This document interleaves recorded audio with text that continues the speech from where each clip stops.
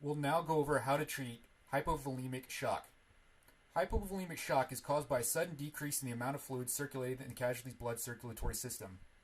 This is usually caused by severe bleeding, but it can also be caused by severe burns, second and third degree burns on 20% more of the body surface, vomiting, excessive diarrhea, and or sweating. Hypovolemic shock can result in the casualty's death. Hypovolemic shock can also result from blood loss due to internal bleeding. You will not be able to treat internal bleeding. This condition requires rapid evacuation. Here are some signs and symptoms of shock. Sweaty but cool, clammy skin, pale skin color, and or blotchy or bluish skin around the mouth. Nausea, anxiety, decrease in the casualty's level of consciousness, rapid breathing, unusual thirst. Do not wait for signs and symptoms of shock to occur. The same measures used to treat shock can be applied to help prevent shock from occurring. First, loosen any binding clothing, including boots. Tight clothing can interfere with blood circulation. If the casualty is conscious, place him in a shock position on his back with his feet elevated slightly above the level of his heart. This will help his blood circulation.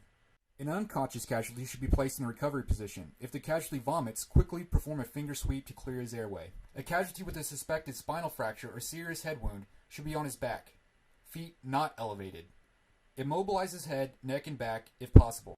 A casualty with an open abdominal wound should be positioned on his back with his knees flexed to reduce stress to the abdomen and reduce the pain. A casualty with an open abdominal wound should be positioned with his back and knees flexed to reduce stress to the abdomen and reduce pain. A casualty with an open chest wound should be sitting up with his back to a wall, tree, or other support in a recovery position with his injured side to the ground.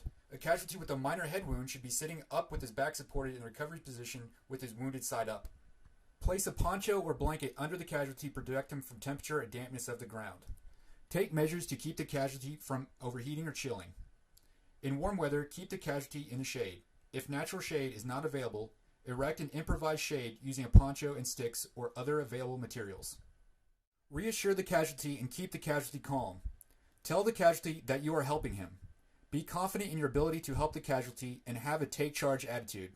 Your words and actions can do much to reassure the casualty and reduce his anxiety. Be careful of any comments you may make regarding the casualty's condition. Send someone to obtain medical help.